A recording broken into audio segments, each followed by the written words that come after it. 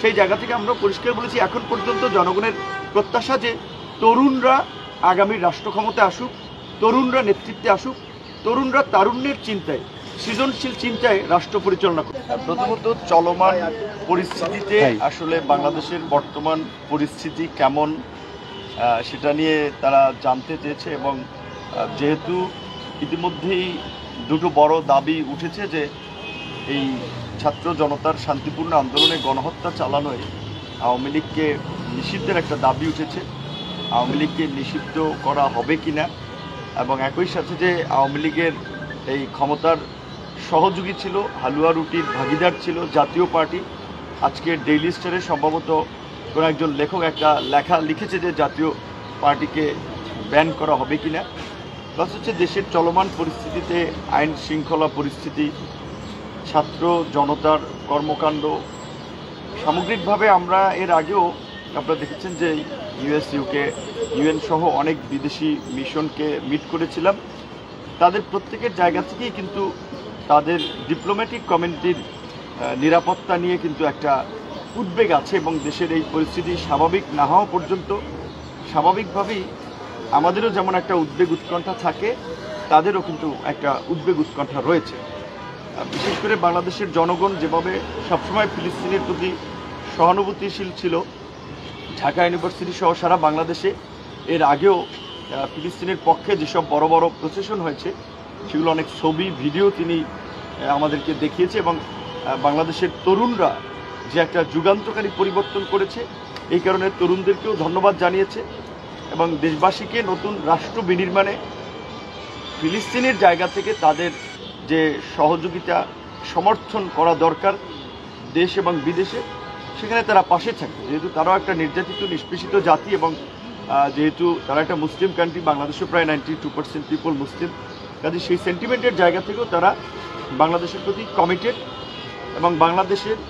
মানুষও তাদের প্রতি যেভাবে সাহায্য সহযোগিতা সহানুভূতি দেখিয়েছে সেটা ভবিষ্যতের এই নতুন সরকার তথা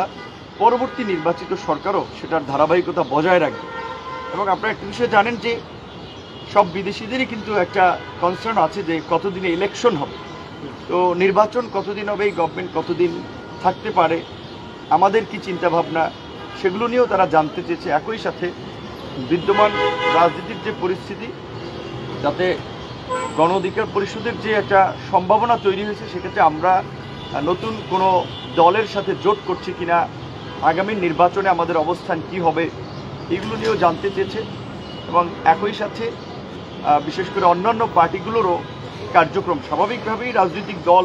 যে কোনো নেতৃবৃন্দ যখন ডিপ্লোম্যাটিক কমিউনিটির সাথে আলোচনা হয় দেশের চলমান পরিস্থিতি নিয়ে কিন্তু পরিষ্কারভাবেই সব বিষয়ই মোটামুটি কথা হয়। তো মোটা দাগে আজকে আমরা চলমান পরিস্থিতিতে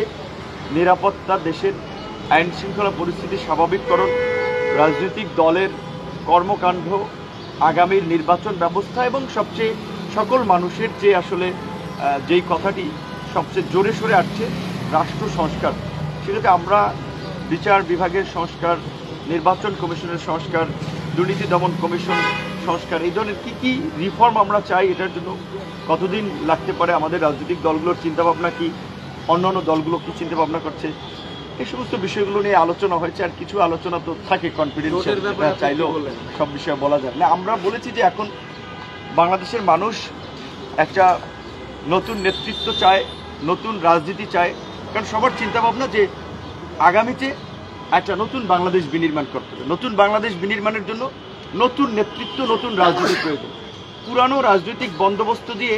আসলে নতুন কিছু করা সম্ভব না। পুরানো দলগুলো পর্যায়ক্রমে তো ক্ষমতায় থেকেছে, কাজেই আপনারা আমরা সবাই তো দেখেছি যে তারা যেই যখন ক্ষমতায় ছিল প্রশাসনকে দলীয়করণ, জনগণের উপরে একটা নিয়ন্ত্রণ প্রতিষ্ঠা করা, এগুলো তো সেম ক্যারেক্টার আমরা মোটামুটি 91-এর পরে পার্লামেন্টারি পদ্ধতিতে সরকারেও যারা শাসন করেছে দেখেছি। সেই জায়গা থেকে আমরা পরিষ্কার বলেছি এখন পর্যন্ত জনগণের প্রত্যাশা যে তরুণরা আগামীর রাষ্ট্র ক্ষমতায় আসুক, তরুণরা নেতৃত্বে আসুক, তরুণরা তারুণ্যের চিন্তায়, সৃজনশীল চিন্তায় রাষ্ট্র পরিচালনা করুক। যেহেতু আমাদের দুজন উপদেষ্টা তারাও তরুণ এবং আপনারা জানেন যে তারা ছাত্র অধিকার পরিষদের তাদের রাজনৈতিক সূত্রপাত এবং হাতেখড়ি, এমনকি এই বৈষম্য বিরোধী আন্দোলনেও আপনারা যদি দেখেন